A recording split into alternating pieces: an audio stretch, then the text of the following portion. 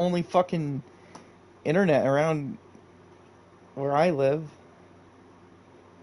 Notify me. Upcoming. This one says notify me also. Oh, this... Okay, went live this time. Okay. Oh, this... Okay, went live this time. Okay. Oh, this... Okay, went live this time. Say something. Okay. Oh, this... Okay, went live this time. Say something. Okay. Oh, this... Okay, went live this time. Yeah, no, it's not. Say something. I definitely don't hear you. Okay, whatever. Who cares? We'll just do it. Okay, welcome to another episode of Shooty live from his bedroom again. Yeah, I got a regular schedule, but no audience. Kyle has an audience, but not a regular schedule. Um, yeah, you got an audience. You need to stream regularly. Regularly, I'm telling you, twice a week. I mean it. You must have time in your schedule to at least pick out like 2 hours in one day and 2 hours in another day where you can start a stream every and do it consistently every week. You must have that in your schedule somewhere. Okay. All right, we're gonna continue where I left off. This episode, I'm playing Control again. I'm not going to be doing main quest stuff. I'm going to be focusing on just exploration stuff for now. I will not touch the main quest with a 10-foot pole for now, just because it will, this game, if you do the main quest, it's super short, but if you actually take your time to explore, it lasts a while, so definitely always,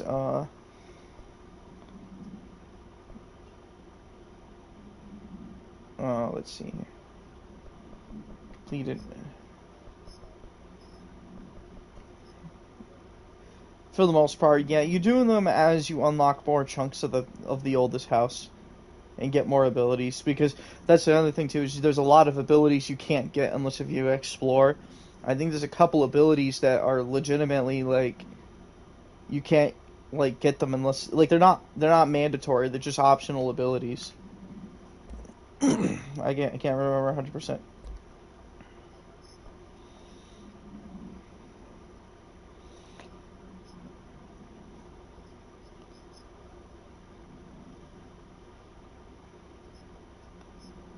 Not well, levitate's a very important ability in this game.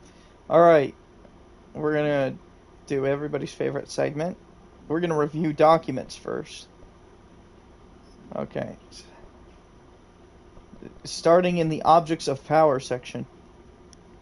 X-ray light box. OOP 18-PE. Containment procedure. No unique procedures needed. Description / para-utility. The object is a light box used to examine X-ray images. The image cannot be removed from the light box. The information on the image belongs to a patient named Redacted. The object allows para-utilitarians to forcefully seize an individual's Redacted. The sized individual becomes, or seized individual becomes redacted to the user. The effect lasts redacted. Once released, the seized redacted as a result of the psychic trauma. Background. A janitor named Redacted found the object at St. Annan's Hospital in Redacted. Soon, the building's occupants were redacted by him. The Bureau dispatched an emergency response team to Redacted, the perpetrator, and redacted the item. Fatalities numbered in the Redacted. For operational details, see case 26HQ-452. All right, time to review this document now. We're going to break it down paragraph by paragraph. Um, well, I'm doing is I'm just literally criticizing the redactions because this is a for clarity sake, to make sure everybody's on the same page. For all intensive purposes, Control is a SCP game. It draws heavily from the SCP Foundation for inspiration. This is not a secret. The developers have even acknowledged it, and in fact, one of the objects of power are a direct reference to an SCP. The refrigerator is a direct reference to SCP-173, the sculpture. So this is not a secret. This is not uh, hidden knowledge per se. But the thing that uh, the doc the documents you find in like the SCP literature, and then it carries over into this game, is, in my opinion, the ridiculous amount of redactions you get.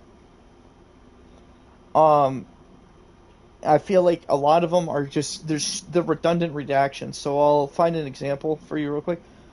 An example of a decent, like, kind of understandable redaction is in the first paragraph, where you see a redaction, which is in the sentences, the information on the image belongs to a patient named redacted.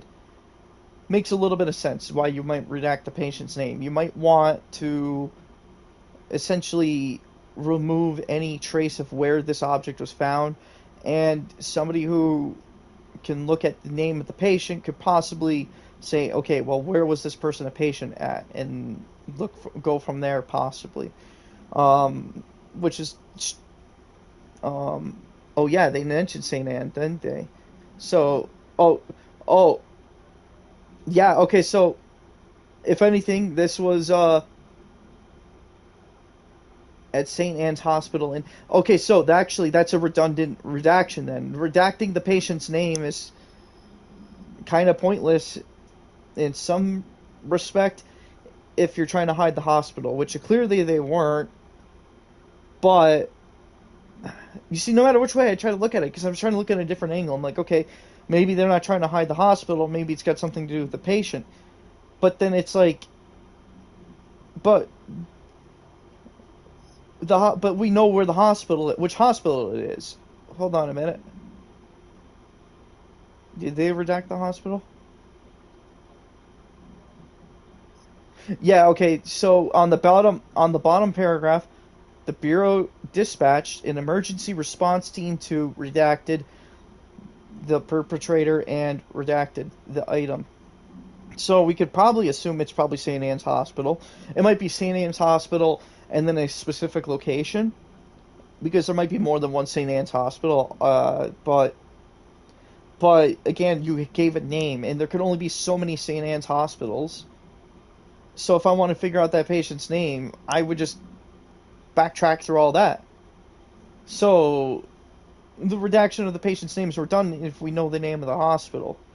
The object allows, the next paragraph with some redaction, the object of power, or the object allows para-utilitarians to forcefully seize an individual's redacted. Okay, so this is in my opinion, a redundant, because and also on top of that, it's like you're telling me now that you're not going to explain what the effects of the object are. I feel like that would be pertinent information. Yes, they do. Which, to be clear, we know what this object does as the player because we have to seize it in order to get the mind control ability. Um, the seized individual becomes redacted to the user. And then again, uh, if we all we extrapolate from the further. Where was it that said about the psychosis thing? Okay, once released, the seized redacted as a result of the trauma. Okay, so the seized redacted probably die, is my guess. um, the okay, a janitor named redacted found the object at the St. Anne's Hospital in redacted. Okay, so yeah, further reading that sentence, yeah, I do believe that they're trying to redact the exact location where the hospital is, because hypothetically, because yeah, um, it makes sense probably to redact the janitor's name because it's probably something. Soon the building's occupants were redacted by him, and it's a big redaction, so that likely if we were use our big boy brains, we can assume it says we're mind controlled by him or something like that. It's a redundant redaction. The bureau dispatched the bureau dispatched an emergency response team to redacted the for the perpetrator and redact the item. So that's a weird. So you're trying to say that they captured or killed the janitor and secure the item? Why would you redact the fact that you obtained the item, especially since it's literally one word by the looks of it, probably two, and killed and or captured the janitor? Why is that fatalities numbered in the redacted? That makes a little bit of sense if you're trying to hide where the, because it's like, okay, maybe there was hypothetically in this hypothetical situation two different St. Anne's hospitals at the same time had some kind of horrible thing happen and X amount of people died in both hospitals, and therefore you want to hide that. However, judging by the size of the redaction, it's a pretty big fucking number. Like, I would almost have to assume that's a 4-digit number. I doubt thousands of people died in the hospital. I doubt thousands of people cannot fit in a single hospital, to be clear. So it's more than likely what happened was is when they put the redaction bar on, they made it too big. But it's still like it portrays itself as being a particularly big number. Okay, I'm rating that uh, I'm gonna rate that a 4 out of 10 on the redaction scale. Apparently, I have no more documents in this category. Correspondence. Oh, fuck that. This is like boring shit. I'll check that out another time. Okay, apparently I only had the one document, so everybody got off lucky. I'll check out some of the other documents another time, but let's get to actual gameplay. Well, exactly. Like pausing and ranting about politics, and then also stopping the game dead in its track to rant and rave about how terrible redactions are. That's exactly what the kind of content I want on this channel. Simultaneously, my friend is like vaping directly into his mic. Oh, here we go. We get up. Yeah, you fucking ass. Research hiss nodes. Research. Yeah. Okay. So I think I had two topics.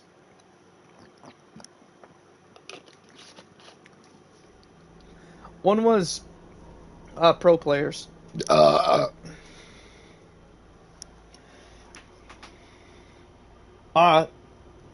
all in general, Fortnite will be a springboard for the conversation, but um,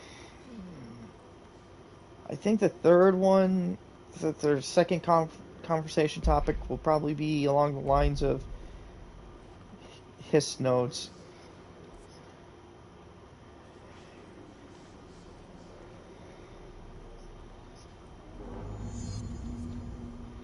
Destroy the hiss notes. Oh, it's in this room. Okay. That makes my job easier.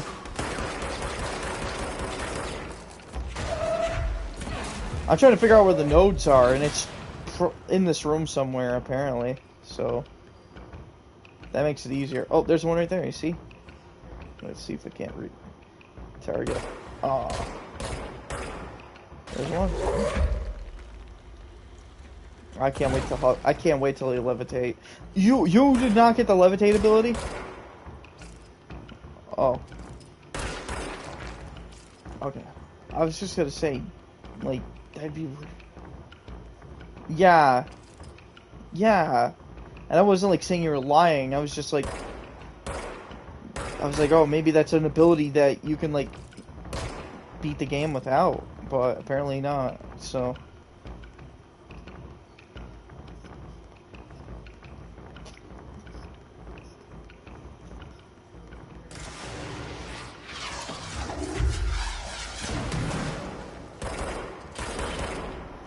Yeah.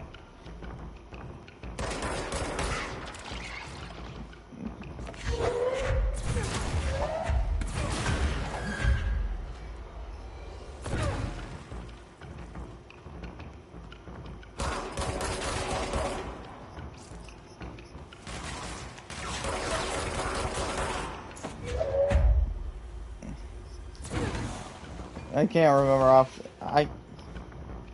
I can't remember off the top of my head, but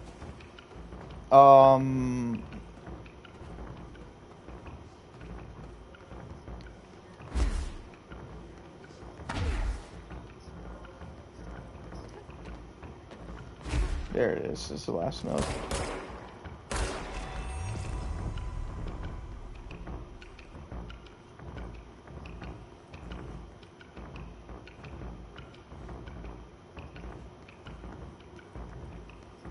Why does it still sound like angry is happening? Okay, so... By the way, uber annoying that they did not make the map, hold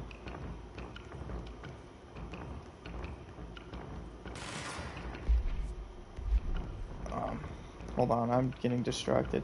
There they are. They did not make the map on the PlayStation equivalent of the select button. PlayStation 5 equivalent, the touchpad. Really annoying to me. Why is this fat fucker running from me?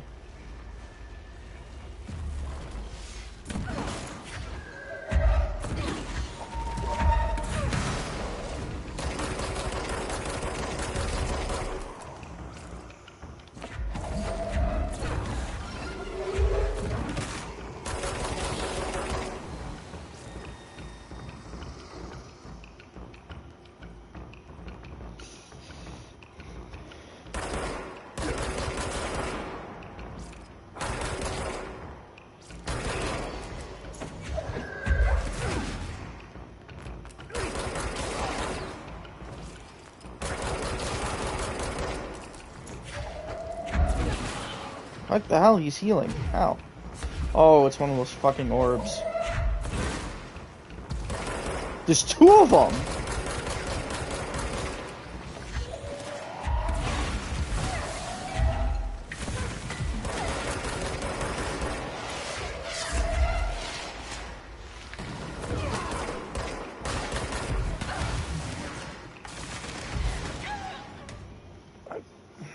Oh, yay. I died.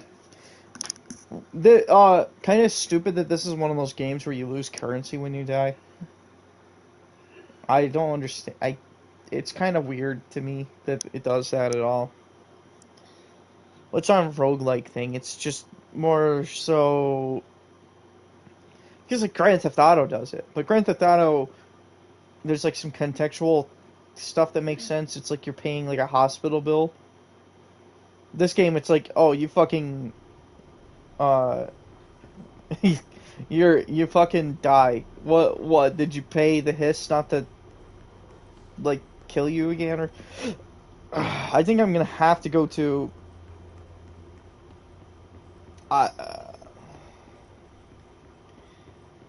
Yeah. Okay, I guess I have to go to maintenance sector act. Maintenance sector. I wasn't aware. I forgot that there was like two different maintenance things.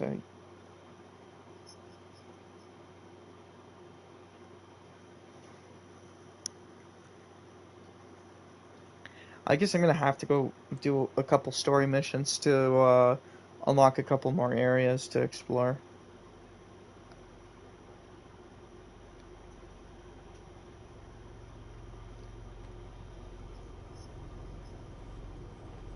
Marshall knows something about Dylan.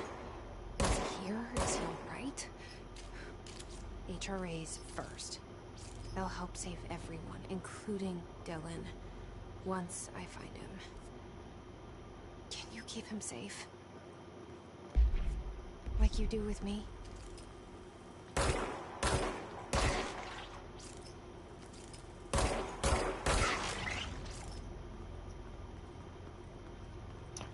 Oh, I should have stopped by the janitor's office real quick actually and pick up, because I think every time you unlock a new area, he gives you like bonus objectives to do.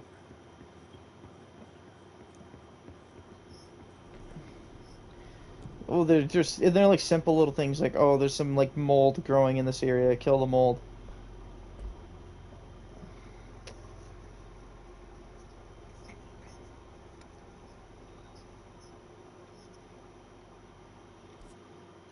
Did you ever do the side quest for the mold?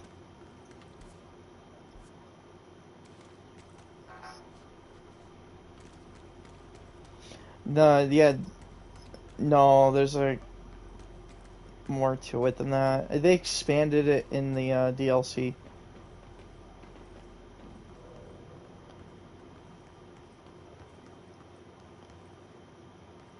Oh, you see, I knew I have a key for this area, so I should have came in here sooner. Look at that! More documents for me to review, guys. I'm definitely not trying to pan out this stream at all.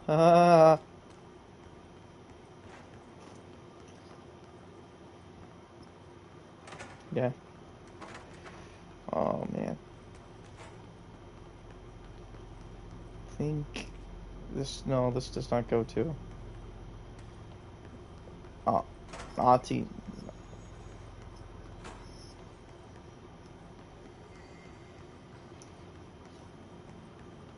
You just gotta fucking chop out his goddamn legs, dude. Like that's like the only. Oh, well now that part of the fight is not that bad, ironically, from what I recall. Like it's a tough part of the fight. It's just not like. Why is that door locked?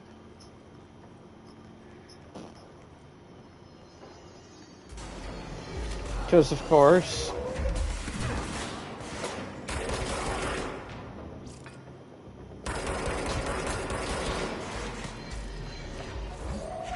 Well, that's.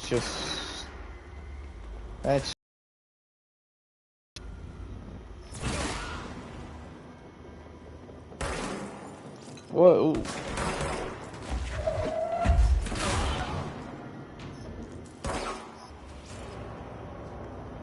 Um, except when a fight uses torrent to a certain extent.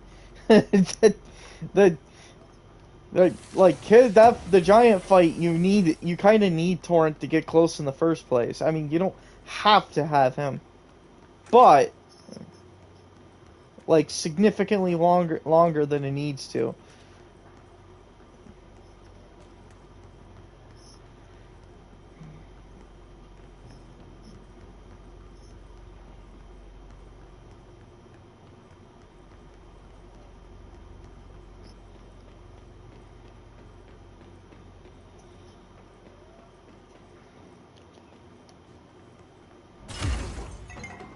There you go.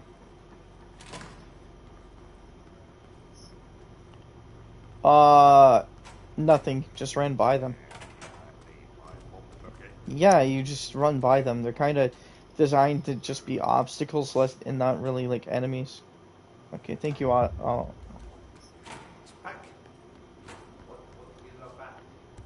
Alright, time to go.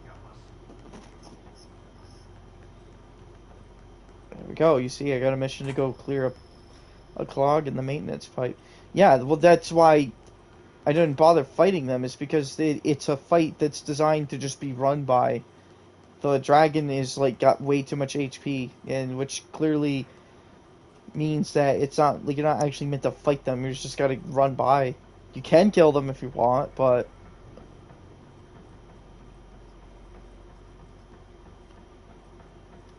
Oh, wait a minute, I know what I'm gonna do real quick. Where's my skills? No.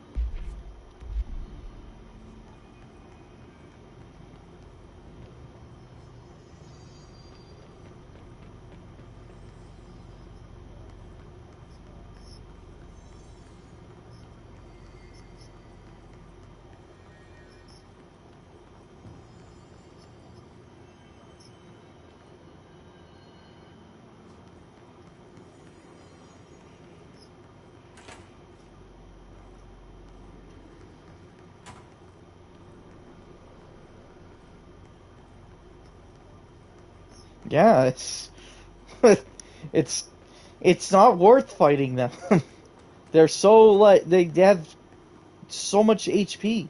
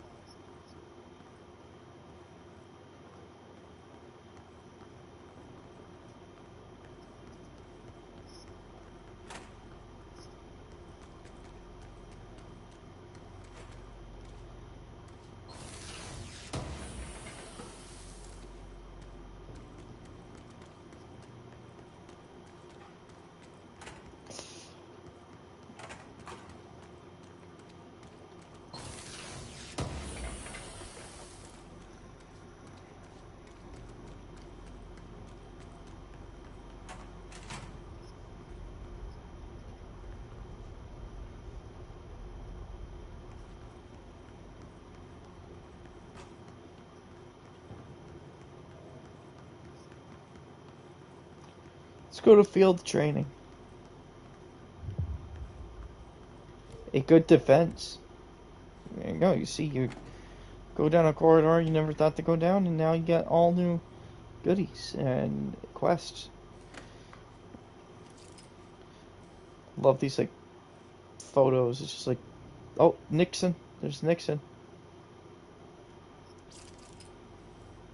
Some guy right there. I fucking love the Federal Bureau of Control. It has got to be my most favorite fictional shadowy government agency ever, because it's like, I don't know how to even, like, quantify it, really.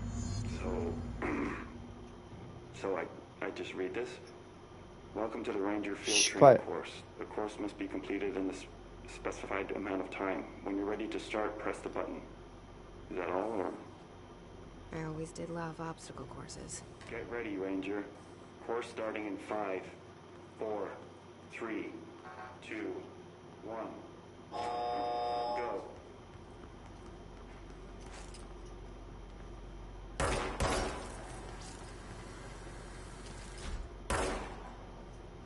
I'm gonna have a terrible score.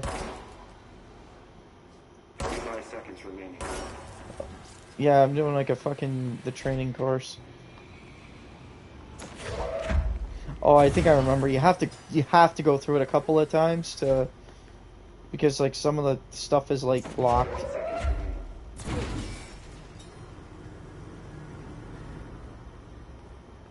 No, not like a mobile game. You fucking oh, God.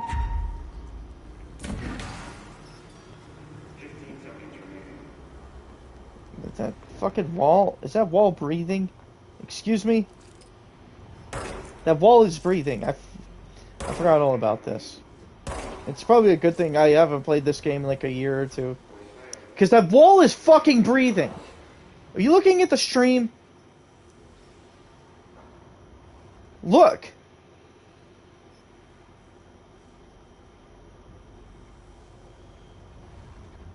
This wall is fucking breathing.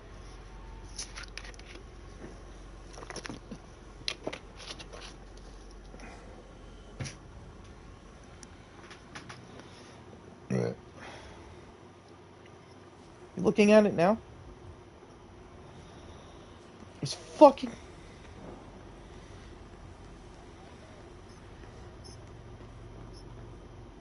No, a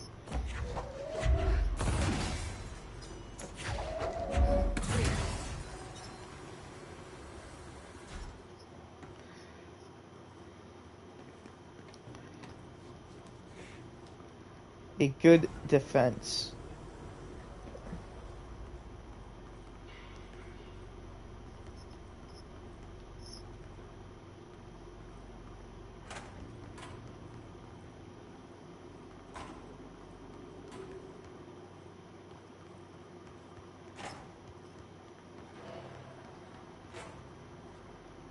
Get ready, Ranger. Course starting in 5, 4, 3, 2, 1. Go.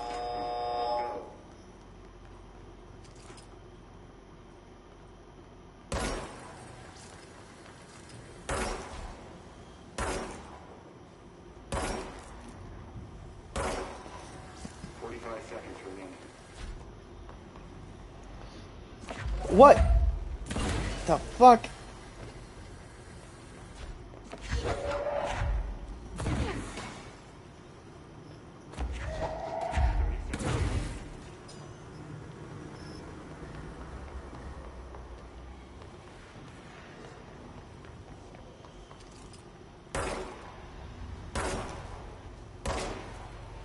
What the fuck, game?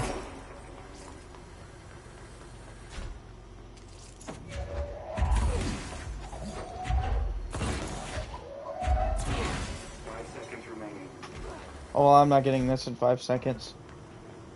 Course failed. Try again, Ranger.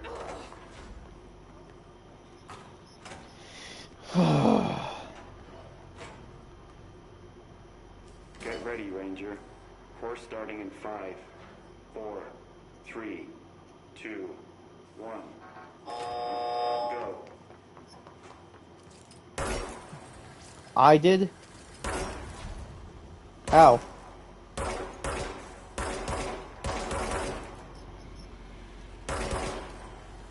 That's... I feel like most people run by those dragons, Kyle. I feel like 99% of players run by those dragons, and only like 2% of the fucking troglodytes out there say, hey, you know what? This grindy fucking dragon, yeah, let's stay and fight it.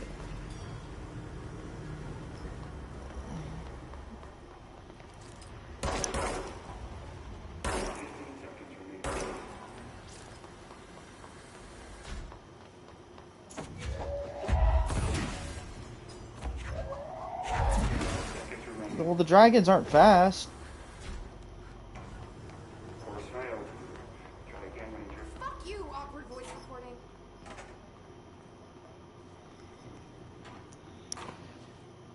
Get ready, Ranger. Course starting in 5, 4, 3, 2, Why? 1. Go.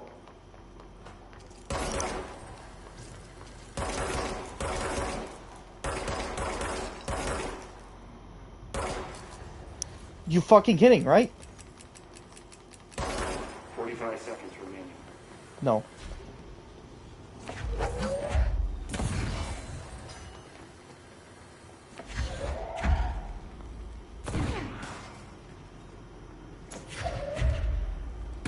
Seconds remaining.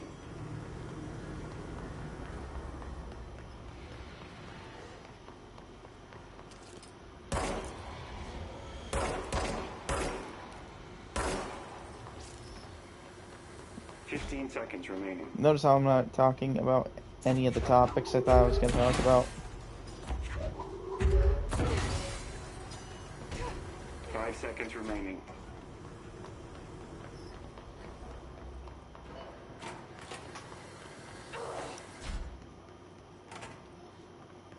Okay. I need you to be quiet just for a couple seconds. Get ready. It's because I'm doing an obstacle course and I gotta fucking pay attention. 4, 3, 2, 1. Go. Five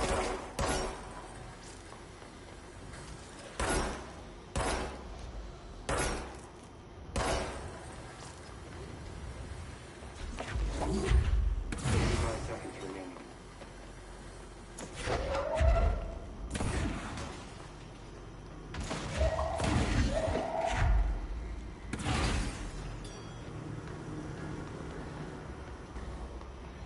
Seconds remaining.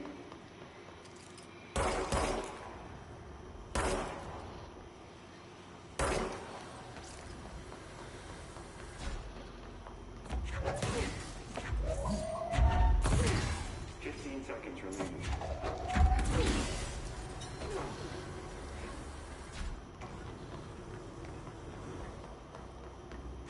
5 seconds remaining.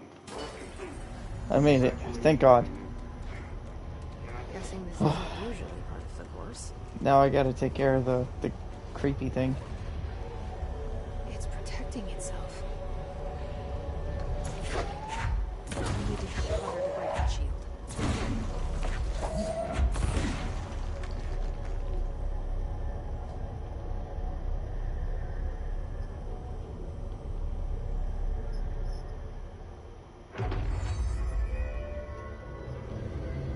Did it. No, new ability now. Use shield to complete the assault course. Gold enemies are immune to Jesse's attack. Use shield. How do you use shield?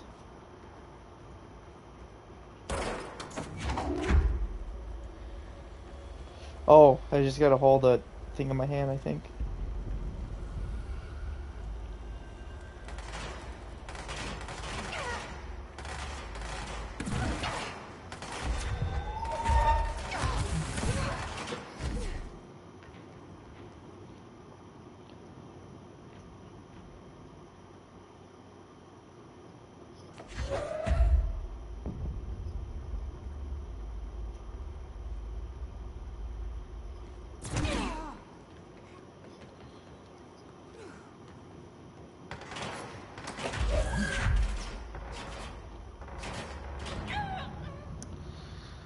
How is... Hold L1 to shield. Like, I am holding L1.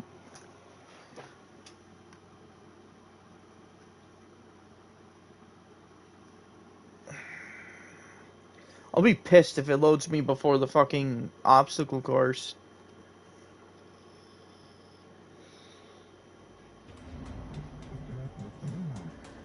No. Shield yourself, level up. Oh, I have to probably level up first.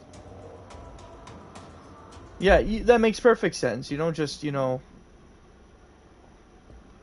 Yeah, no, you gotta fucking, I can't put it on from here, so no, that's not the case. It's just...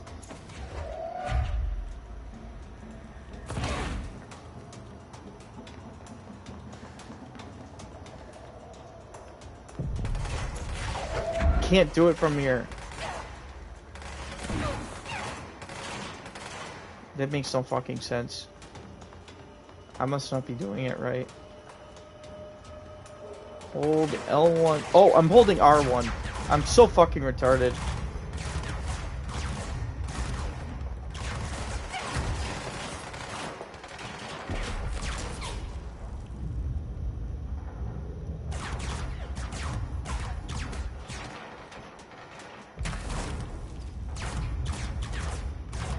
I could tell my right from my left. I wasn't paying attention.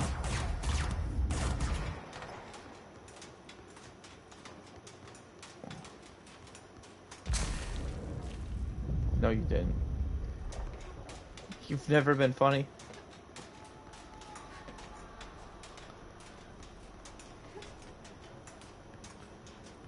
Where am I going? Up here? It's cool.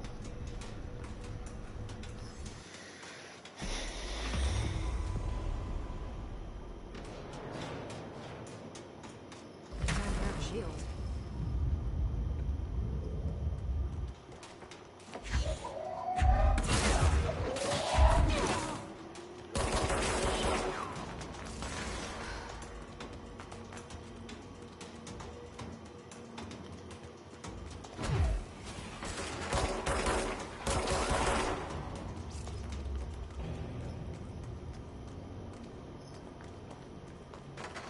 They are anchors.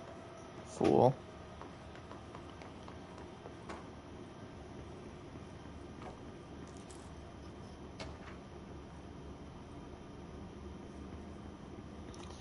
No, but they are anchoring you down.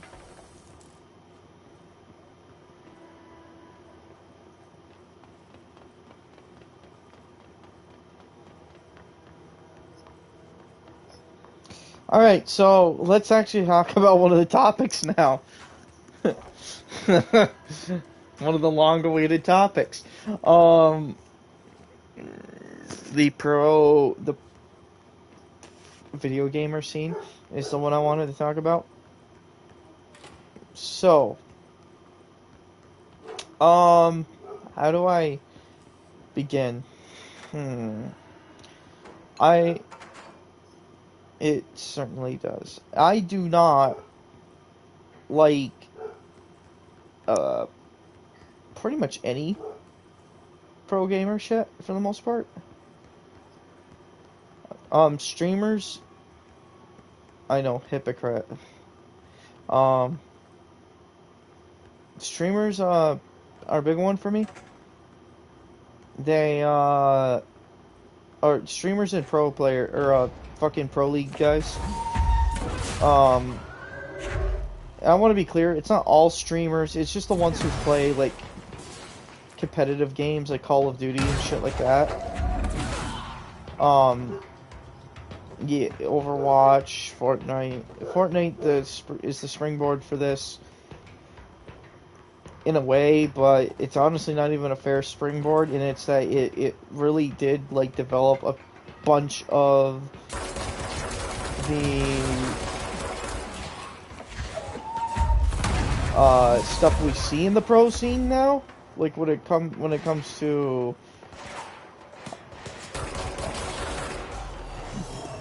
kind of like the whole,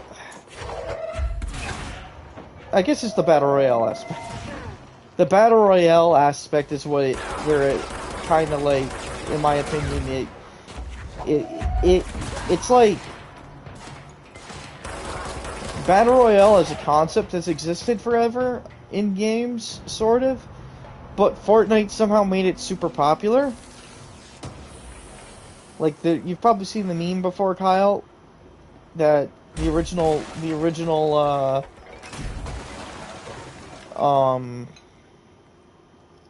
holy fuck, I did this? The original, Battle Royale was like Minecraft, Hunger Games. Yeah, and it's so, like, bizarre that, and then, like, the obvious one, is, what's it called? Yeah, like, that's the one that really kind of, like, got those gears kind of turning, but then it's like Fortnite comes along, and it's like, it just drops like a giant schlong and everything.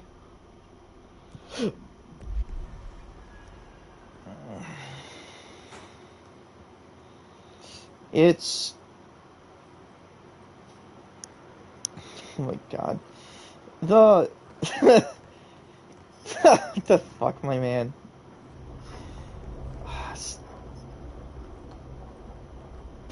You say that like they can hear you.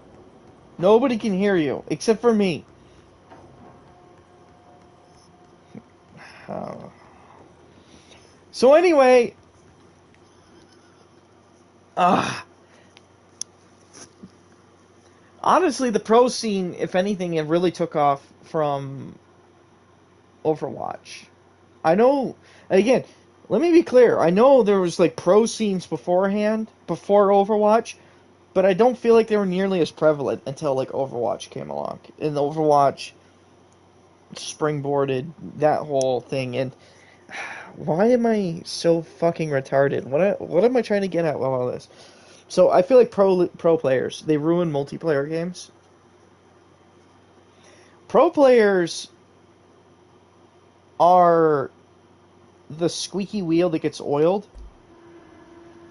and the reason why that's a problem is that what they want out of a game is completely different out from what guys like you and I want out of a fucking game.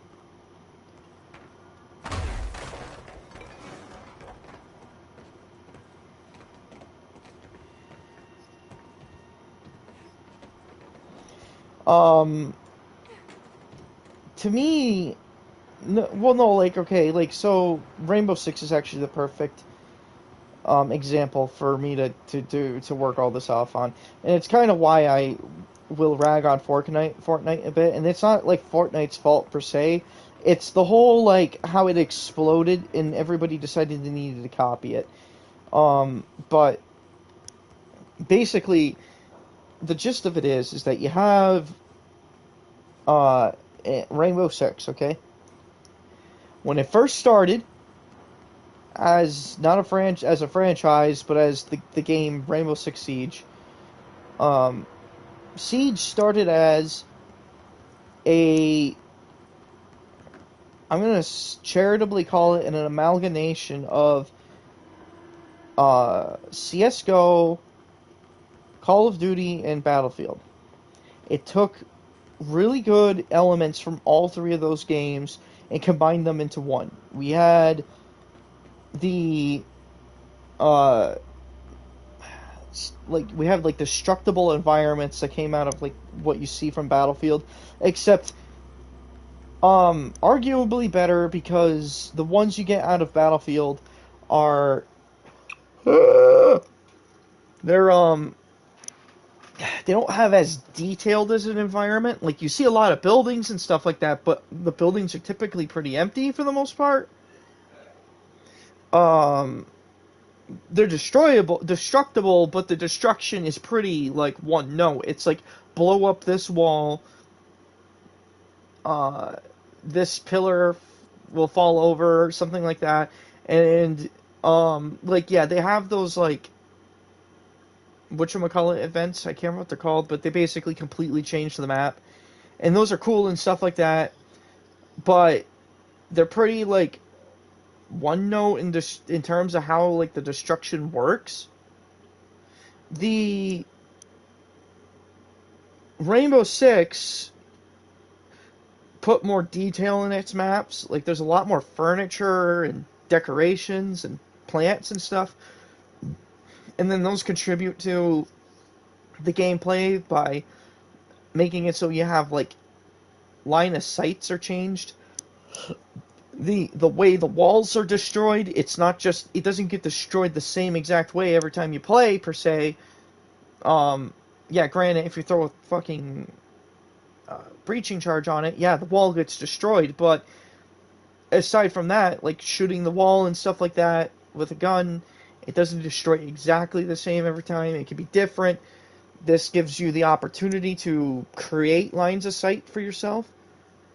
Um, and then out of Call of Duty, I would say more so than most of its other contemporaries.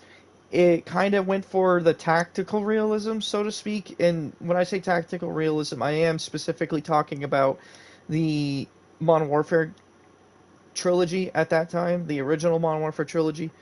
Um, because that's kind of what the trilogy. It wasn't a super realistic trilogy. I need to be clear. It's just the how they try to make the military stuff act realistic, and the gear looks realistic and all that stuff like that.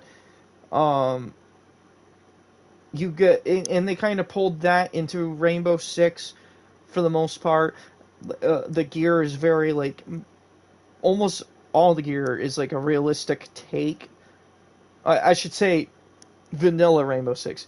Like your gear and stuff is like it's either real or it's a grounded in reality, believable piece of technology. Um,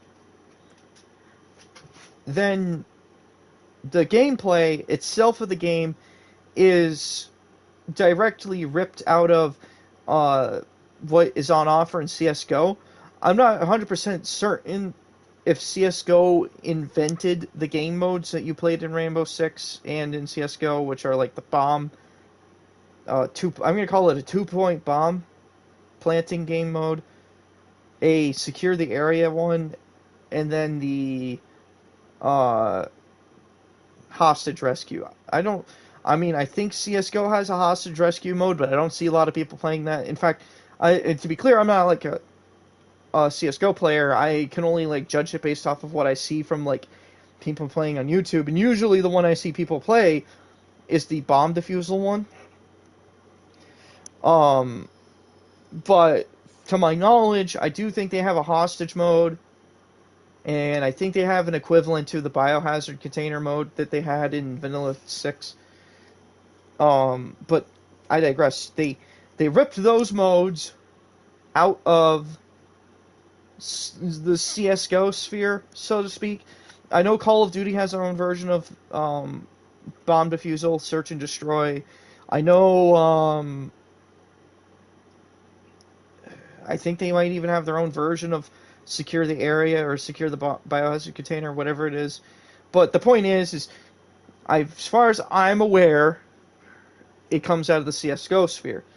Um, so Siege took all those elements from other games that really worked and then combined it into their game, along with bringing in elements from previous Rainbow Six games that made a lot of people like them. So they heavily rely on like realism, like tactical realism, so to speak, in the sense that you can very quickly and easily be killed by an enemy if you are not careful. If you just run like a moron, you could die. Um, the like I would have to say it's just like the attitude of the game in general. Vanilla Rainbow Six as a whole was simultaneously its own thing, but also an echo of things that were happening around it.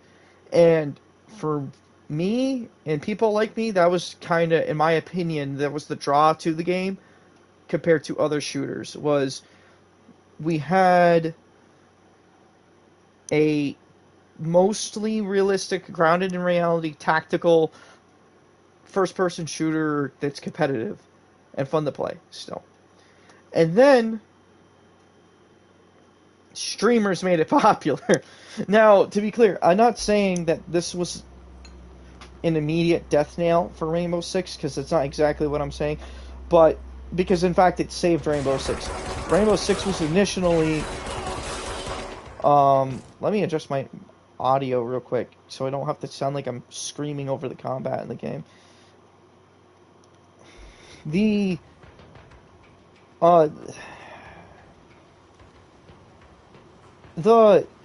when Rainbow Six came out, it had a bunch of issues, and because of those issues, it was actually performing poorly.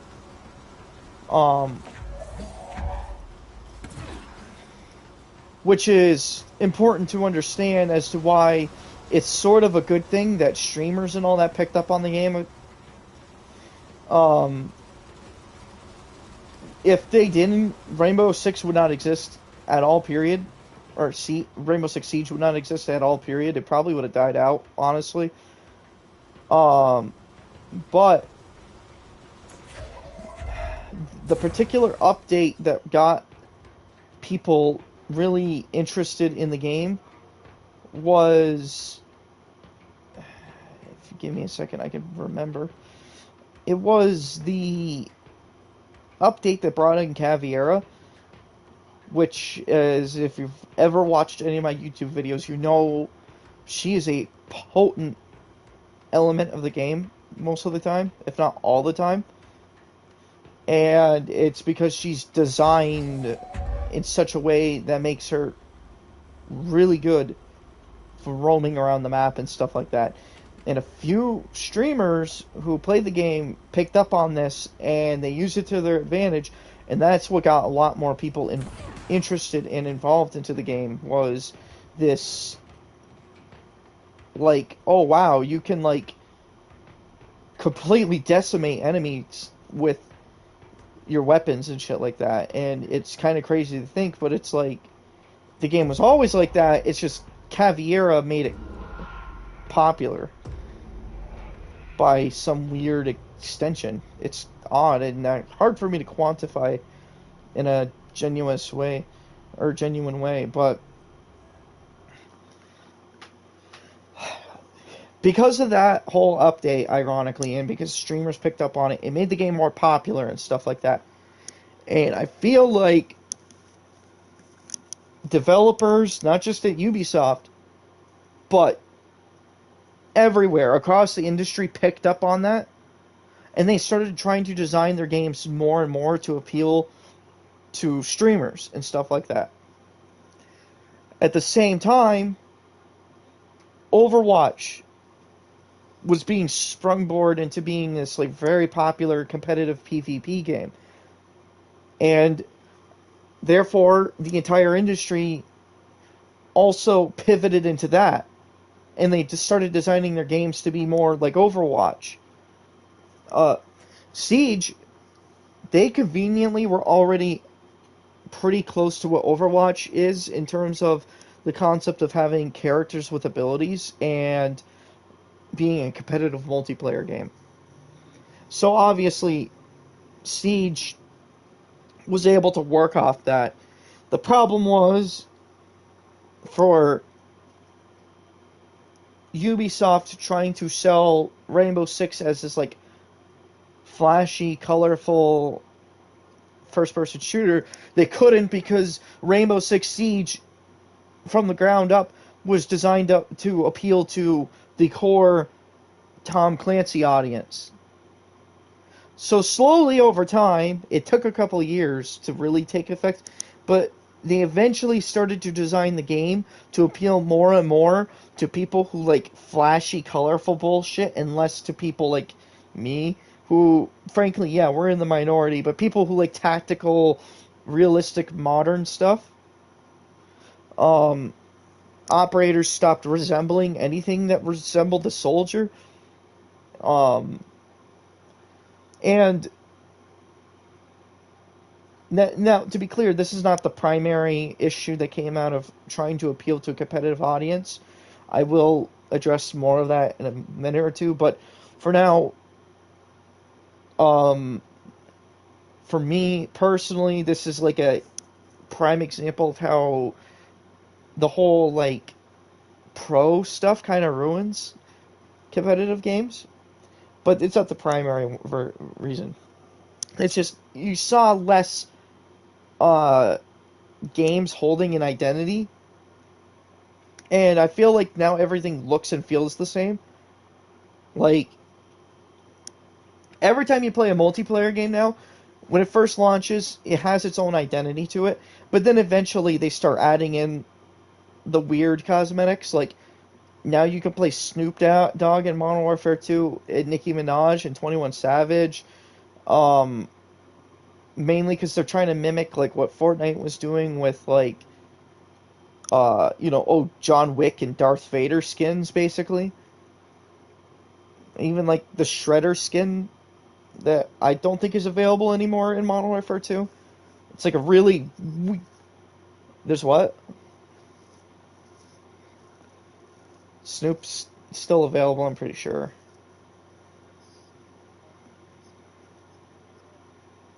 Oh, so you can't even buy the Modern Warfare 2 Snoop Dogg skin anymore?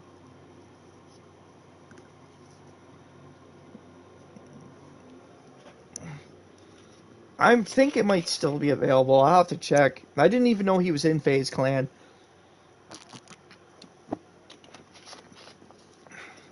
I guess that's why they put Snoop Dogg into Call of Duty twice now. Not including Call of Duty Ghost, where he was an announcer. Um,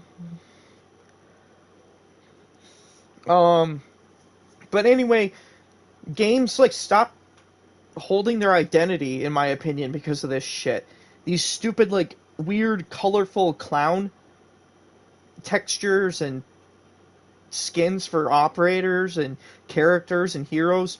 I feel like it holds less of its own identity when they do this shit. And I primarily blame Overwatch and Fortnite for this. Fortnite, in particular, when it comes to adding in pop culture stuff, um, I feel like Overwatch didn't start the trend, but I feel like they kind of like lend a hand in showing that that stuff can be successful in general, or at least a repeated success. Um, the primary drawback, though, I get out of the pro players and the streamers is they want the game to play a certain way, and therefore the developers will change it to suit their needs, because basically pro players and streamers are a big walking, breathing billboard for their fucking game. Um, and I will go back to my Rainbow Six Siege example for this. In Rainbow Six Siege, we had, again, we we had operators with unique individual abilities that played well off of each other, and that was a good thing for the gameplay. And then for the first couple of years, maybe maybe 2.5 years of the game, it's kind of hard for me to remember now. It worked out really well because every new operator brought something new to the table and changed the gameplay. I remember when Black Ice came out, Frost was besides her broken shotgun, her ability was actually pretty potent in that you were able to add a electronic trap anywhere in the map and had the ability to basically stall enemies and stuff like that. When Caveira and Capital came out, I know I didn't mention Buck. Buck's a good operator in on himself, but his ability did not achieve what the developers wanted out of it until much later. So at first, Buck, if anything, he acted more like a guy with two really good guns with an underbarrel shotgun. Um, and why that's important is because later on they developed Buck into what they wanted him to be, and that is he's supposed to be a breacher. His shotgun is supposed to be a really good breaching tool, which it is now, but back then it wasn't. So, in case you're wondering why I didn't include Buck. But Capital and Caveira were really good operators in on their own right. Caveira, as I stated before, single-handedly the best roaming operator. If you're playing a roamer in uh, Rainbow Six Siege, your first option should be Caveira because she's not just good at roaming and moving around the maps. Her ability makes your roaming and moving around the map useful. You're able to collect intelligence to deliver to your friendly players. You're not just running up on people and killing them. You're running up on people, knocking them down, finding out where their friendlies are, and then killing them. Which is lost on a lot of the people who now play Rainbow Six Siege. I'll get more into that later. Point is Caveira, cornerstone of roaming during a Rainbow Six Siege map.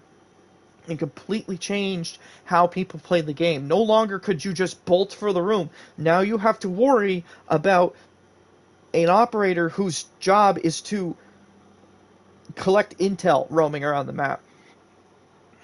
Capital, now his crossbow, not super duper good, but if you're a creative person, you knew how to use the crossbow to your advantage. His fire bolts are great for area denial. And that's exactly how people use it. You shoot it through a drone hole, and now suddenly there's a corner in the room that you can't move around in anymore. And how's that important? I can give you a specific example, but if you don't know Rainbow Six Siege, you're not going to understand the example. And then he had smoke on top of that. And this is before you include the grenades he was carrying, which I think were frag grenades at the time and smoke grenades. So you can have extra smokes on top. So Capital is an excellent support operator, and that's not before you even get into his guns. His assault rifle's pretty good, but in my opinion, you run him with his LMG, which is an extremely potent weapon in on itself. Every time they added new operators into Rainbow Six Siege, it got better because the abilities would play off of each other and they would do new and interesting things. I want to say around the time, it's so hard. I feel like the last kind of good new operators we got was Operation White Noise when they introduced Vigil and Dokebi. Dokebai. The map was garbage, let's be clear. That map is dog shit. That was the worst fucking map I think they've ever added into the game. And I'm probably forgetting about another terrible map. But Dokebi and Vigil offered meh results. Not bad, but not really. I didn't notice till much later. But Dokebi, okay, her ability is pretty good. Reveals enemy positions on the map via noise. That's a good operator ability. Her guns are they're kind of like a niche weapon category. It's you either have that marksman rifle M14 or her shotgun, and that's about it. Her ability is her strong suit, not her weapons. Um, not saying people can't be good with her weapons, because I've seen tons of people be good with her weapons. It's just, to me, if you're playing Dokebi, you're doing it mainly for her ability. Vigil, on the other hand, complete opposite. His weapons are really good, but his ability's kind of a wet fart. His whole ability is designed around cameras not seeing him, and that would be more useful if they didn't put on a stupid glitch effect when Vigil was in the room. It's like, what good is this ability if they still know that I'm in the room when they turn on the camera? They might not know my exact position. Because they know... yes, he is. Because Knock, who they added in later, who's an attacker version of... She's like a combination of Caveira and Vigil, but not... But Knock, her glitch effect was slightly different, and in fact, she really didn't have a glitch effect at first. At first, when she came, the way it worked is, like, you could see her if she, like, bumped into debris on the ground and stuff like that. But if she stands still, there's no glitch effect. So, it's kind of like a moot point, because it's like, what I mean is okay, Vigil, it doesn't matter if you're moving or standing still, his ability still will alert you to the fact that there's a Vigil on the map. His ability, Wet Fart, his guns made up for it, but I don't feel like an operator you should say that his guns make up for his piss poor ability, in my opinion. I feel like it's got to be a good synergy between the two. Um, and then I want to say where they really started to turn to poop was the update where they added uh, the Kool-Aid Man and Machine Gun Kelly. I forgot their names. Oryx and the albino. The albino. So their abilities go like this. Oryx can smash through walls with his body, but he can also knock players on their ass, including Montang, with an extended shield. Which, to be clear, I think that does in its own right make Oryx a decent operator. But the weak point that I see in this was the albino. Her ability was uh, um, you can make a hologram of yourself run into the room. No, the albino, not alibi. This is the late they made joke. Same update that Oryx came out. I don't know what suit she's wearing. All I know is that she has a hologram projection of herself that you can control, and it works like a drone. You just basically run. Yes, yeah. She her ability is just a fucking drone because you can't attack with her, and if you shoot the drone, there's no like drawback to it, or not drone, excuse me, the hologram. It's not like Alibi. If you shoot Alibi's holograms, it'll ping your location. Shooting her hologram, there's no drawback to it. You could and it doesn't work as, oh, you can use it as a decoy, because it's like no matter what, if someone runs in the room, you're gonna shoot them regardless if they're real or a hologram. You're not just gonna like let anybody walk into the room. So why would I let a hologram of a person walk into the room? So there's no drawback to shooting her. The and then it spiraled from there, in my opinion, because more and more operators become, let's combine other operators' abilities into one. Sam Fisher's operator is a combination of Valkyrie and Twitch. He can shoot a camera pretty much anywhere he wants in the room, and then it's got like a little Twitch zappy thing on it. Uh, they added in uh Clash, who is basically Montang but more annoying because she can zap you with her shield from across the room. There's a video clip on one of my videos. There's a clip in the beginning where I'm spectating my friend Evan, and he literally like killed the guy across the room with the zapper. And it's where he's going, toss us, toss us. um, and that's like the gist of like. Oh, again, I mentioned Knock. She's Caveira and Vigil at the same time, except she lacks the good guns that Vigil has, and her sneaking ability is not nearly as good as Caveira's. And in fact, she doesn't even have the same thing Caveira had, where she can, uh, what's the word I'm looking for? She can't interrogate enemy players and figure out, enemy player locations. Where I'm getting with all this is that over time they kept adding more operators to the game, but the thing is, a lot of these operators, they don't really synergize with what Rainbow Six used to be, and they also don't really synergize with older operators well at all. And it's mainly because a lot of these new operators, they just have decent guns for the most part. And that's about it. They're just designed to cater to the pro league crowd. And if you watch how Pro League people play Rainbow Six Siege, it's the most disappointing thing ever because they don't do any actual real like tactics.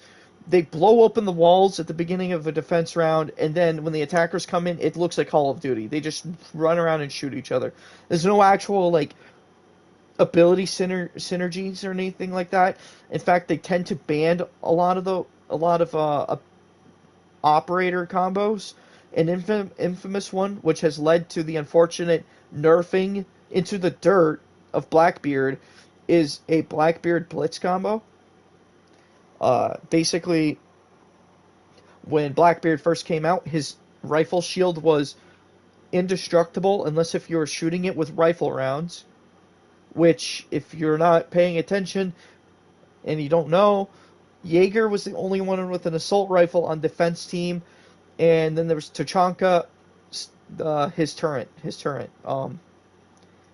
So those are the only two operators who could break his shield. Other than that, you had to shoot him in the body. This is not a big deal unless if you have a player with a shield crouching in front of him, then it kind of really limits your area of being able to shoot Blackbeard. Now, a normal human being who touches grass understands what the word flanking means. Unfortunately, a lobotomite who has strapped themselves into a gaming chair and is fed G Fuel through an IV line so they could dedicate their entire life to playing a competitive shooter does not understand that grenades exist and running around the enemy exists. Pro League players had a big issue with Blitz and Blackbeard combos because they couldn't instantly shoot Blackbeard in the head. He's broken. So Ubisoft responded by making Blackbeard practically useless. You only play Blackbeard now because of his guns. His ability is completely worthless. It's actually more of a hindrance than a ability. You put the shield on, and you get to walk slower for the added benefit of still getting shot in the head.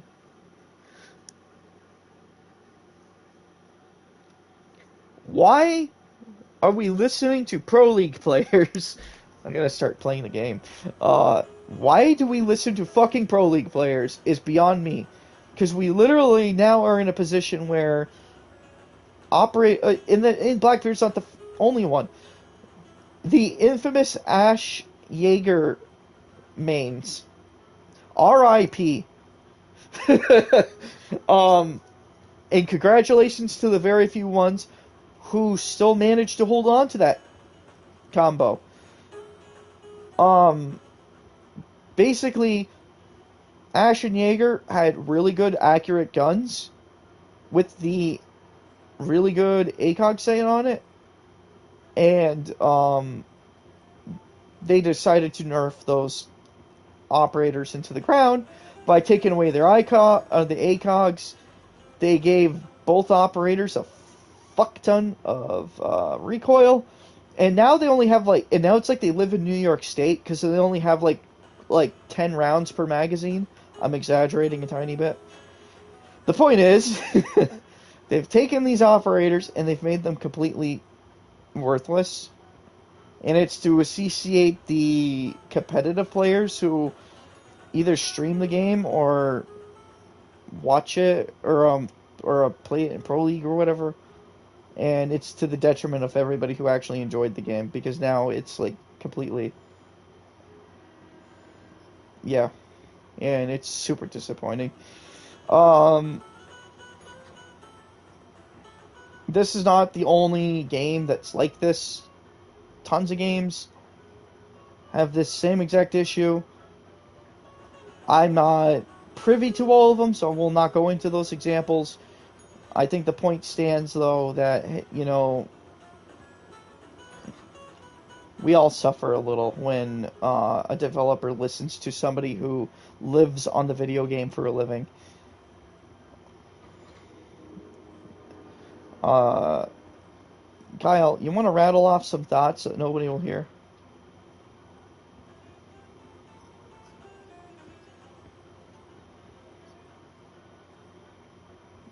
Thank you, Kyle. Mm.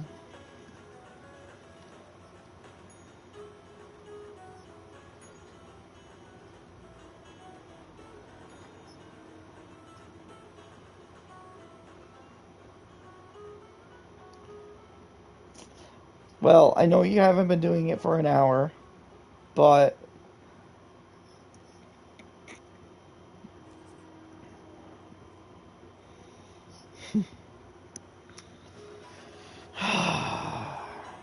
so yeah, I have a strong distaste for pro players because they don't care about the game the same way the rest of us care about a game.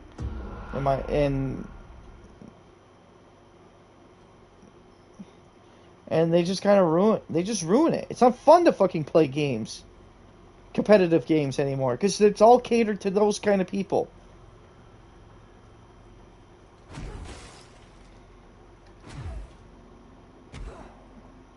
Anyway, enough.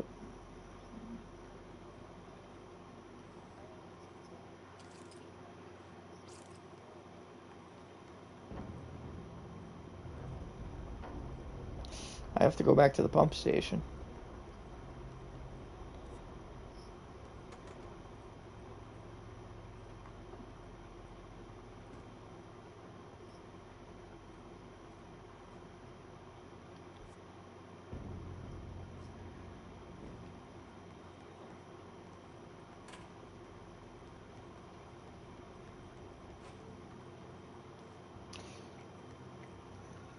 So,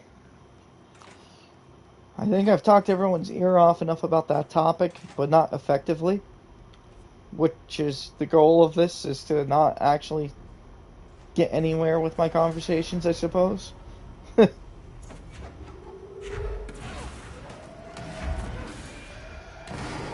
No, well, nobody can hear it, so don't bother. The only person you're gonna annoy is me.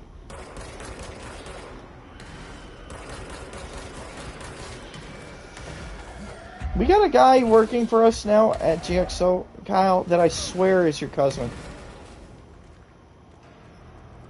He's definitely not. Yeah.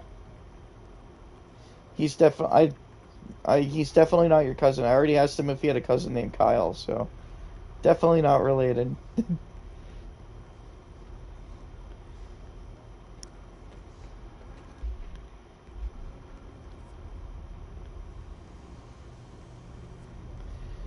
But he looks kind of like you, kind of acts a little bit like you, I so I now assume that he is a clone grown in a vat of you, or perhaps you both are clones grown in vats. Hard to tell.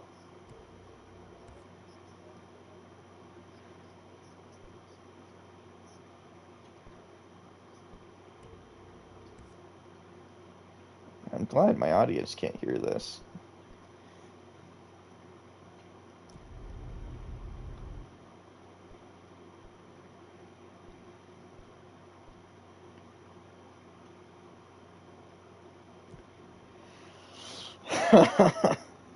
My God. What was the other topic I wanted to talk about?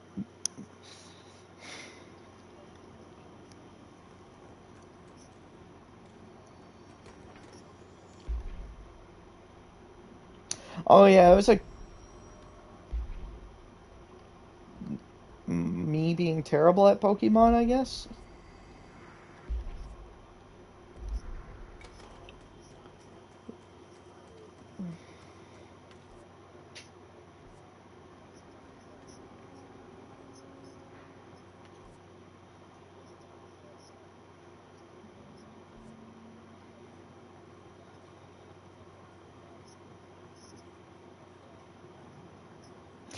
No,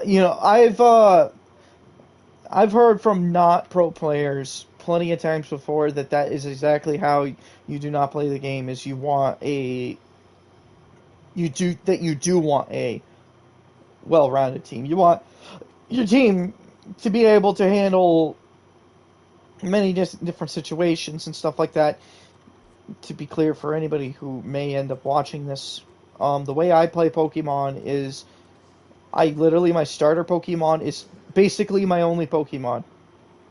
I literally have basically every ability on my starter Pokemon is designed to kill my opponent as fast as possible. Usually that means like one attack that's super powerful. I don't fuck with buffs. I don't fuck with like any of the other shit. It's literally just, oh, what's that? You're in my way. Um bur- Burning Blaze and one shot the enemy. That is my fucking tactic the whole way through the game. Um Hello and again, then Mr. Clog. my other abilities or other Pokemon are basically utilitarian in nature. I need a Pokemon to fly me from one town to the other. Well, guess what? I'm getting a Pidgeotto or whatever for that specific purpose. And that Pokemon will not see a single fight. Yes, this is not how you play Pokemon. Do I care? Not particularly. It's just the way I do it.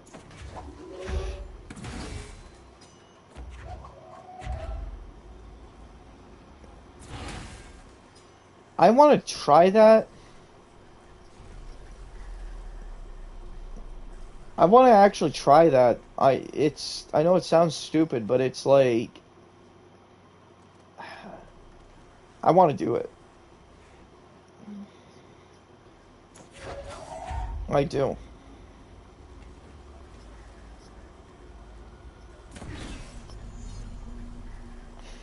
No, I don't want an easy challenge. I want to like play one of the older Pokemon games because those ones I like a lot. Um, Sword and Shield, Sword and Shield is ironically the first Pokemon game I've ever beaten at all. Period. Um, I didn't do the tower competition at the end though, which I guess might be like the final four in the game. So if you, no, okay, good. Um,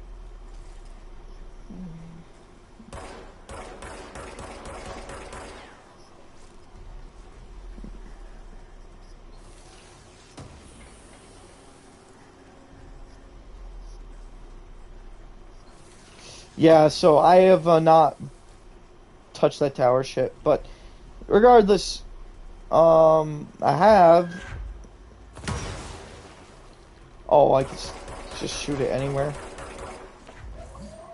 Guess it's just more advantageous to use a item to do it. What the fuck? Hold on a minute.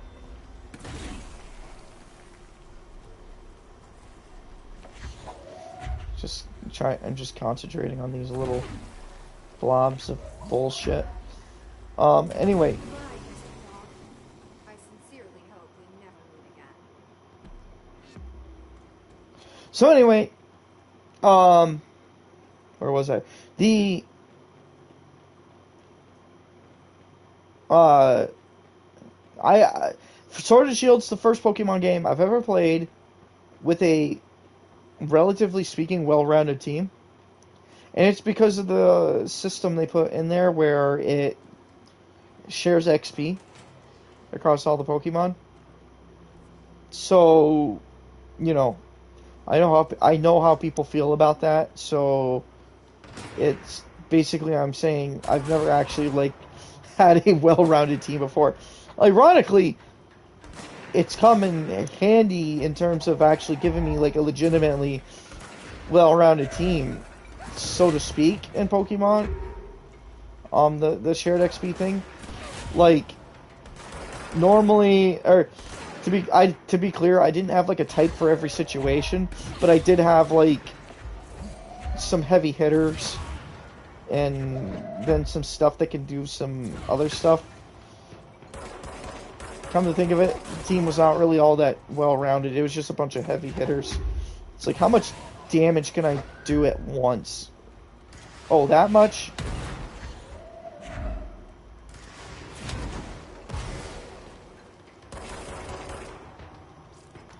So yeah, I've never actually added like what a Pokemon fan would call like a true playthrough of the game. Uh, that being said, I want to play one of those older ones. I think it was like Ruby Red or not Ruby Red, Sapphire Red, Fire Red. I had Fire Red, the like Game Boy Advanced. I had that one.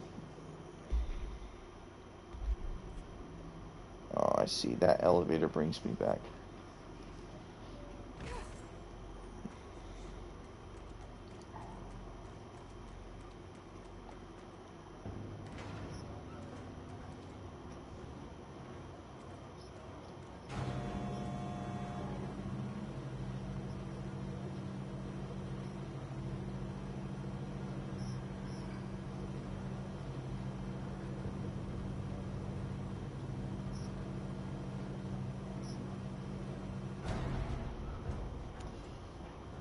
You never mentioned Sun and Moon.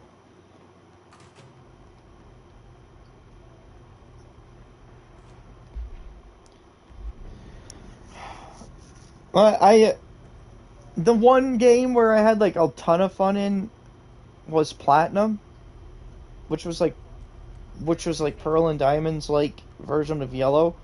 It was so fucking. I wish I had that. I wish I had that game, dude. That game is like my favorite Pokemon game. Where's the goddamn elevator? I have a DS, yes, but what the hell happened? My brother lent Platinum to somebody. He let someone play Platinum, and we took their copy of what the fuck Pokemon game was it? Uh, which one was it? Definitely not Sun and Moon. It was like one of the older ones. I can't remember off the top of my head. It was one of the ones that was on the DS, but we had that one, and that's how we traded it, and we never like traded back. So, um, I wish I had Platinum though. That one's my favorite Pokemon game, I think.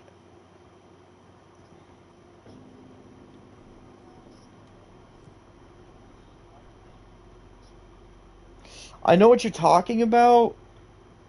I think, but probably not because it's not actual Platinum. It's like either Diamond or Pearl, right? I might get one of those, but I honestly wanted like Platinum because Platinum had the stuff with like the like upside down world or whatever it was called. That shit was in Platinum, and that included another legendary Pokemon for you to capture. So,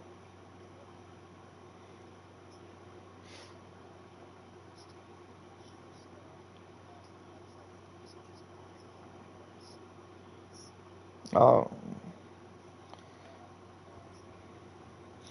and I wish Pokemon games stuck with their like little like pixelated type graphics.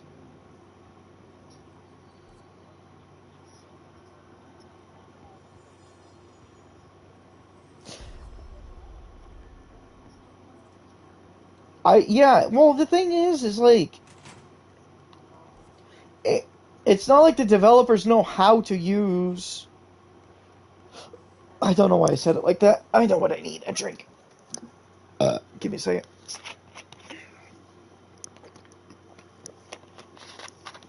Uh, it's not like the Pokemon developers really. I shouldn't say this actually because I haven't played any of the other uh, recent Pokemon games, but from my titular understanding of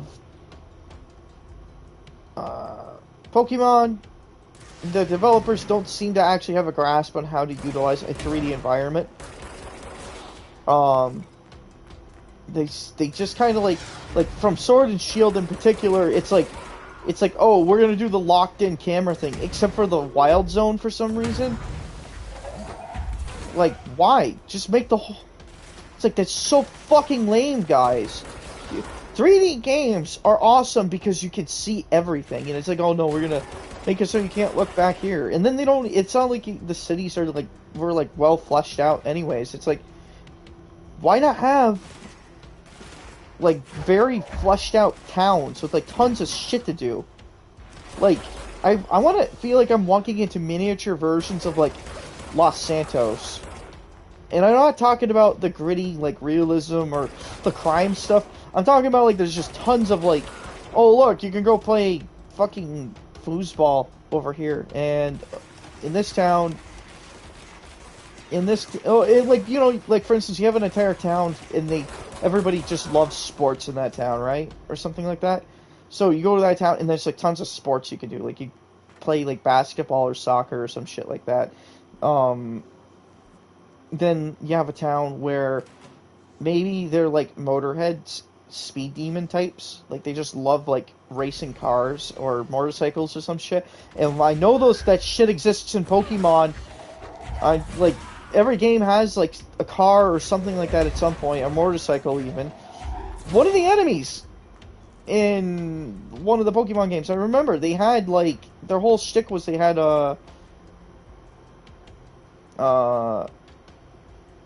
motorcycles or whatever. Anyway, I can't remember. It doesn't matter. The point is we had it. Hold on a minute. There we go. I fixed it. They have it. It's there. It exists. Why not have an entire town where it's like they love fucking cars and motorcycles and racing and shit? And so they have like tons of like Pokemon that are centered around like racing. And it can play into each gym's themes too, you know? Like some of the town, sometimes I know what they like to do is if you have a town that's centered around like the fire gym, they'll put it in like a town that's like mining lava or something. So why not just have it so you have an entire town like they do mining and shit, and you go there and then like there's stuff related to that or whatever. This shit literally writes itself. And again, you have tons of activities to do related to that. But no, instead they're like, oh yeah, you go to the snow town and it's covered in snow. What else can you do? No, not much. There's a murder mystery you could solve. Yay? It's not a murder mystery. Somebody ate a cupcake, I think. That's what it was. You know what I'm talking about. They don't know how to utilize a 3D environment. I'm leaving Dead Space for you to talk.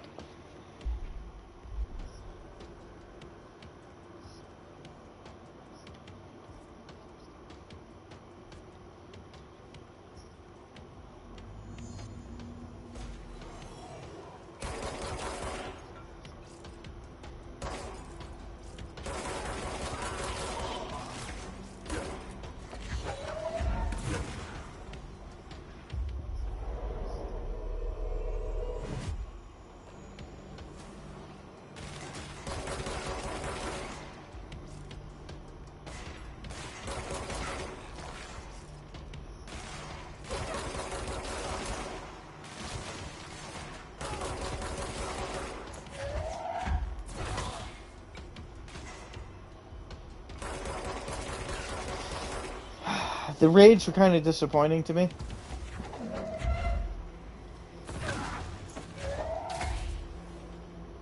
Son of a bitch. I'm getting that stupid... I need an enemy to injure. I need to kill the red guy first. That's what I need to do. I got a visual glitch on my screen that happens randomly for some reason. In Control. It's where the square button sticks on your screen and doesn't go away.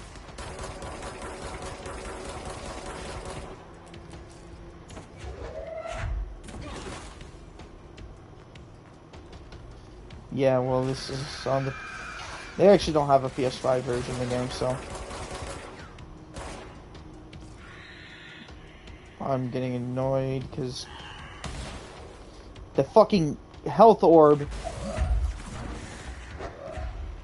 will not sit still for more than a second.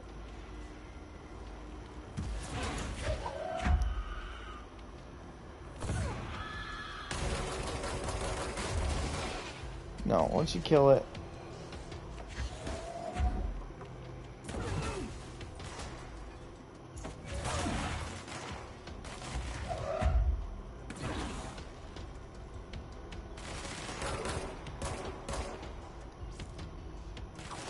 The way you get rid of the graphical glitch is you have to get an enemy down to the point where you do the mind control, so the square prompt appears next to them, and then you just move your camera in such a way where the square prompt will go over the graphical glitch, and then it will fix your it'll fix it.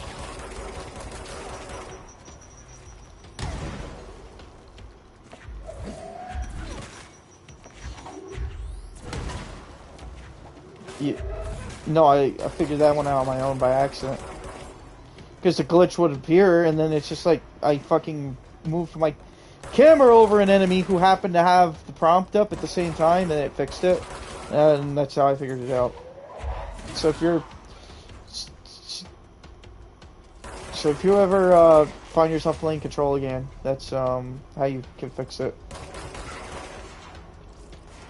I think I failed the stupid mini mission thing because I was too busy trying to fix that glitch.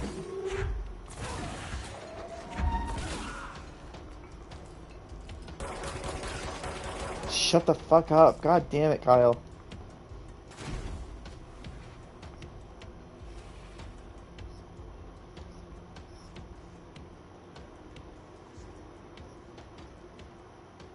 I'm so glad nobody can hear this. Oh, there he is. There's the last little fucker.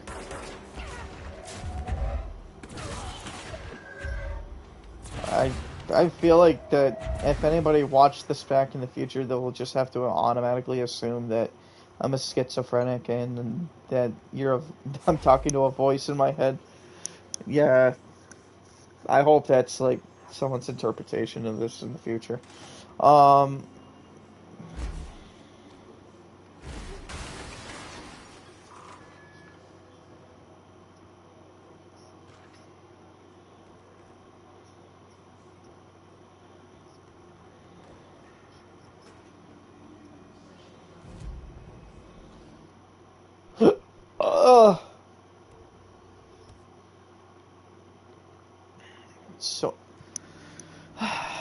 So anyway, yes, I do not play Pokemon correctly. I level up my one guy, and then my other Pokemon are just minor conveniences for me. I shouldn't say minor. They're just how do you quantify that? Hey, yeah, you're useful to me, but only for specific situations.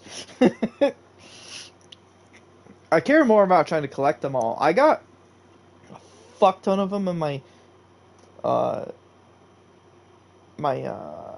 sword playthrough. Couldn't get them all because some of them I think you can only get in the raids, and they're not fun.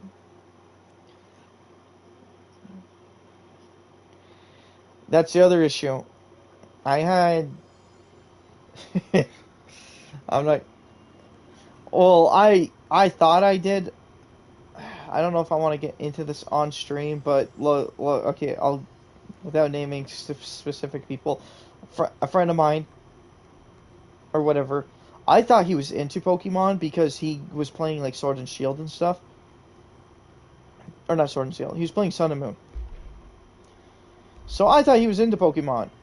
And when they announced Sword and Shield, and there was like a bunch of multiplayer function, obviously this newer multiplayer functions, but also it's like it's a whole 3D Pokemon game. I was like, oh yeah, this would be badass. I could play this with my friend. So I was like, you gonna get the other game, or are you gonna get the new Pokemon game? He said, oh yeah. Well, yeah, like, okay, you should get like Shield, and I'll get Sword. And he said, oh yeah, totally. And then like we never like talked much about it after. And then like Sword and Shield finally comes out, and I get Sword, and I'm like, oh, you got Shield, right? It's just, and then he like fucking freaks out on me, and he's like, I never cared about Pokemon, never wanted to fucking play it. I only played Sun and Moon because of someone else I liked was playing it. I'm like, Jesus Christ! Oh my God! Okay, chill the fuck out. I'm sorry. I thought my friend played this video game, and never once did he indicate to me that he did not want to play this game. It's like, okay, fine. Sorry. We'll bring it up again. Um. So yeah, I didn't have anybody to play Shield with me. Um, very disappointing. Yeah. I'm trying to find my way to the Blackrock place, but I think I know what I need to go. I need to go back to the teleportation zone, and because I went completely by where I needed to go, like a tard.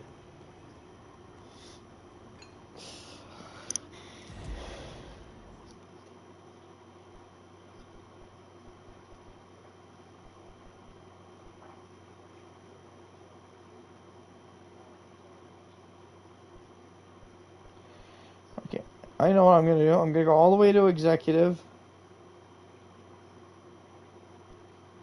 and take the elevator down because I can't find my way around this goddamn building.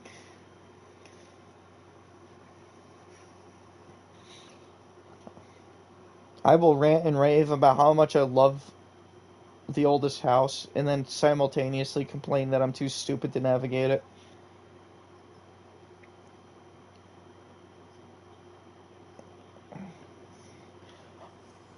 I love the idea that it's like the oldest house literally is in like the middle of New York City and nobody notices it.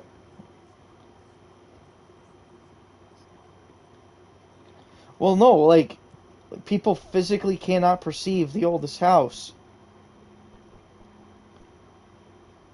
Like they see the building that they might look at the building, but it never ever like stands out to anybody. And nobody really knows it's there.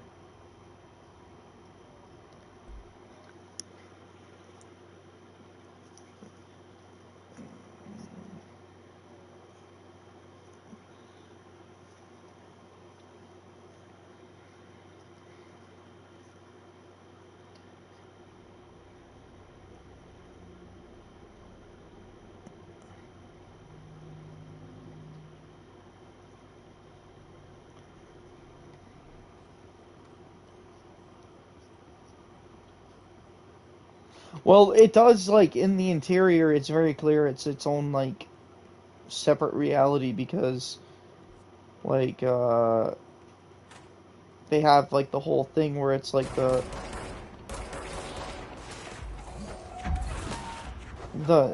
have the whole thing where it's like the building shifts and moves itself on the interior constantly, and the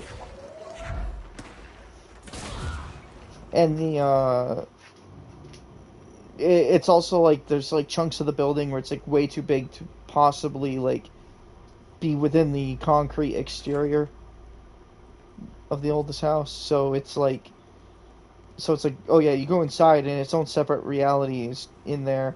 But then there's like an added layer to that where it's like on top of that like the building on the outside, people don't walk down the street and like notice it and then like take a picture or whatever next to it. They literally, it's completely like people like perceive it as just being like unremarkable enough to not like even give it a passing glance. And the only time you can actually perceive it is if you know of the existence of the oldest house. And that's why what's her face was able to get inside is because she knew of the existence of it, or at least the location of it.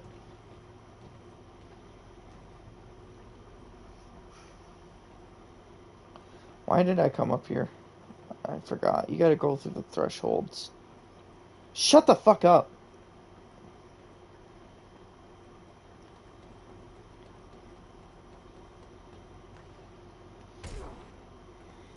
If they do a sequel to Control, which I hope they do, the thing I want them to definitely do is not make it take place inside the oldest house.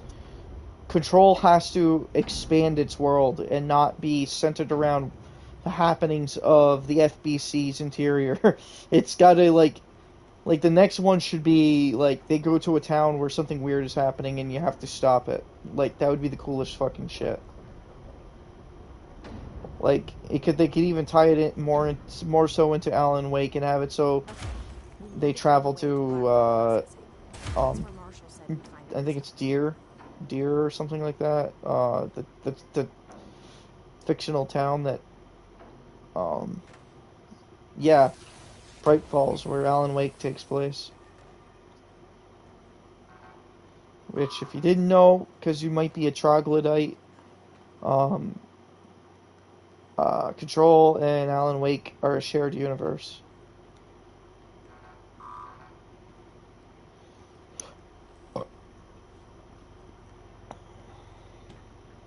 As we will explore once I have unlocked the uh, AWE uh, expansion.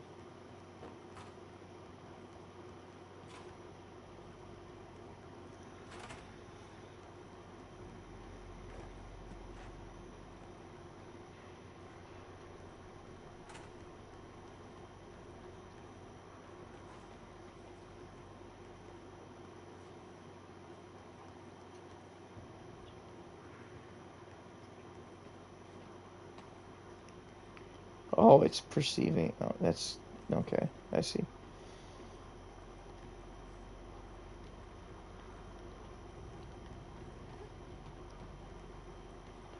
Guess we can't go over there yet. Not until I learn to levitate.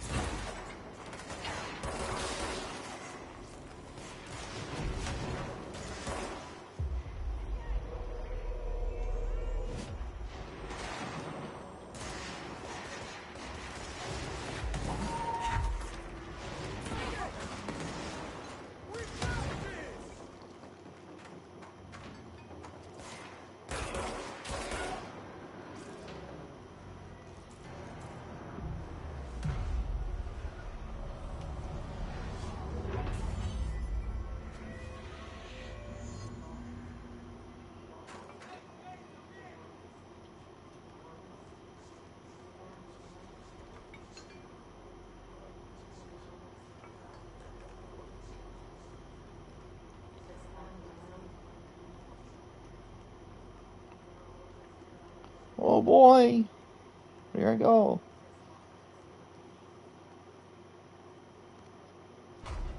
What comes out October? I. Oh. Yay! Glad to see you're still you. Medic, what's the damage? Hey, thanks for bringing down that... whatever the fuck that was. But we are barely holding on here, boss. How's the situation outside? What do I tell him? The truth is harsh, but these people seem familiar with death. The hiss are everywhere. Most of the Bureau is lost. We need Blackrock Prison to make more HRAs for any survivors in the safe rooms. I'm here to check Darling's Blackrock lab. So to recap, death, Yeah. spirit, Yeah. destruction. Yeah, I know about that. Okay, Yeah. let me see. Darling's lab is just past Blackrock processing. I got good news, we got bad news on that front. Good news is, right down the hall. Bad news is, a hiss monster is inside. That's good. Monster. That's what the ranger said. Well, to survive, anyway. But we are just treading water here, and the hiss keep coming. Salvador would know what to do, but apparently he took a security team into the containment center just before the lockdown happened. I know it's seen since. But hey, at least we got you. Fearless leader. They shouldn't rely on me. They don't know me.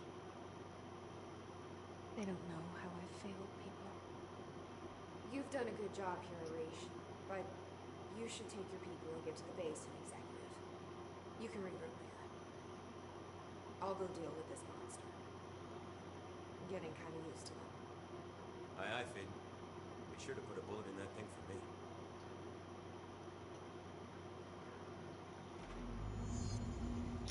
I just thought about it. It reminds me of Batman Arkham Asylum a little bit. How it's like an open world game, kinda, but it mostly just takes place in like enclosed areas.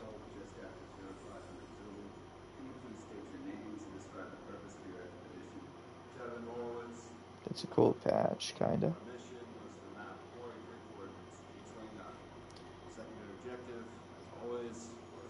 What?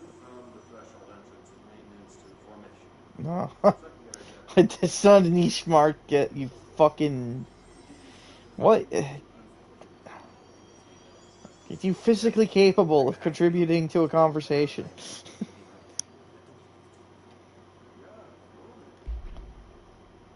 Let's see. I guess go handle the Monster Mash. I'll go handle Monster Mash in the next room, and then I will probably end the stream. I won't leave the party, Kyle, if you wanted to stay on for a little while longer, but I am gonna end the stream. I just want to play a different game. Arish wasn't kidding about that monster.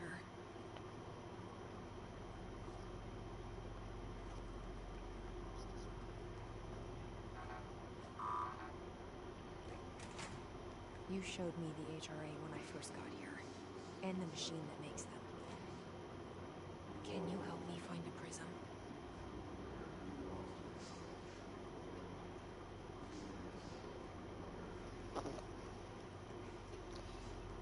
Forklift. I love how you can upgrade your telekinesis enough to where you can actually lift forklifts off the ground.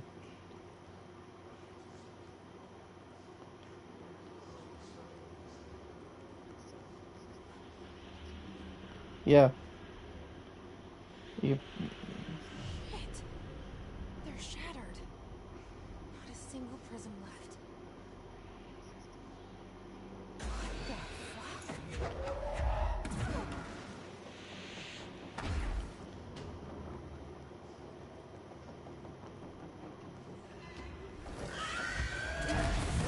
fuck? I forgot these things suck.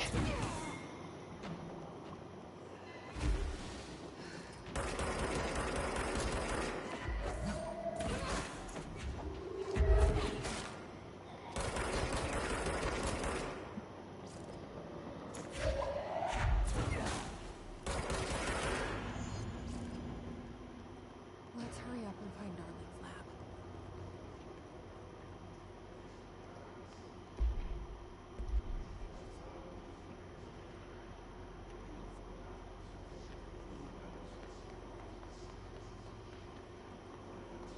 Hmm.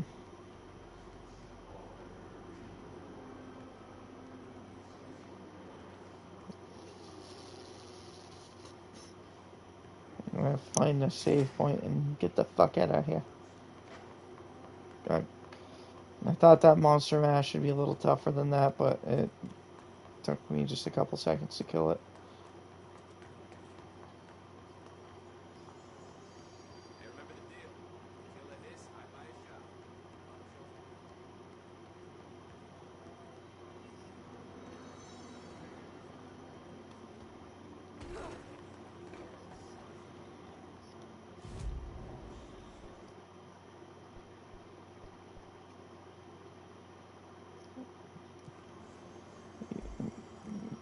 here first, folks.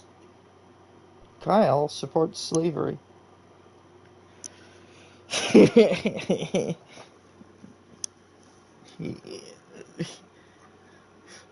Whoa, Kyle! No need to drop racial slurs. Those are protected people, Kyle. That's terrible. I can't believe you would say such a thing. I'm gonna have to end the stream now. All right, stream's over. Goodbye.